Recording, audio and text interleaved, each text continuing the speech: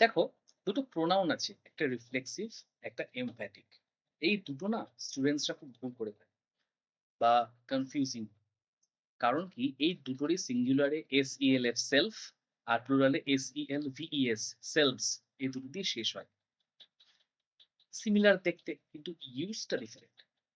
আগে শুনি সিমিলারিটি কোথায়। এই দুটো সিমিলারিটি হচ্ছে এই দুটো একটা সেন্টেন্সে সেই সাবজেক্ট মানে যে নাউন বা প্রোনাউন তাকেই রেফার করছে।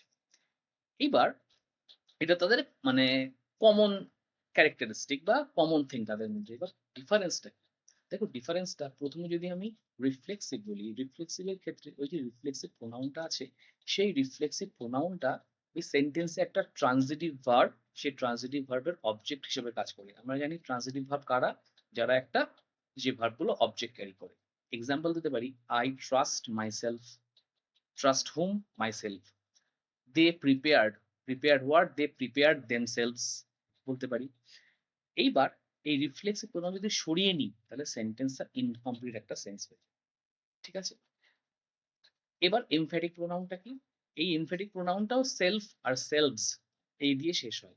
কিন্তু এটা মাথায় রাখতে হবে, এর কাজও কিন্তু ওই সাবজেক্টের পাশাপাশি বসে বা সেন্টেন্সের শেষেও বসতে পারে, ওই সাবজেক্টের উপরে জোর দেওয়া।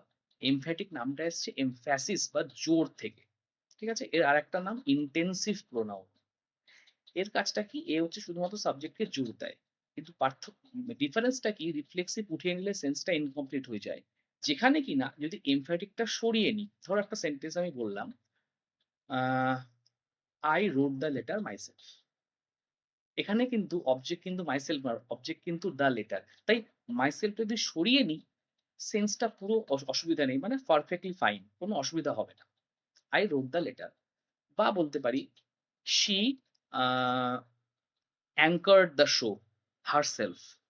এখানে অবজেক্টটা কিন্তু হারসেলফটা না, অবজেক্টটা কিন্তু দ্য শো। তাই এখানে হারসেলফটা যদি সরিয়ে নিই, তাহলে কিন্তু আপত্তি নেই।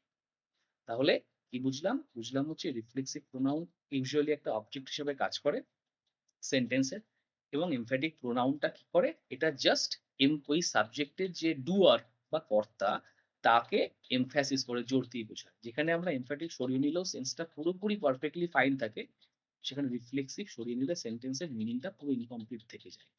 কেমন বোঝা গেল?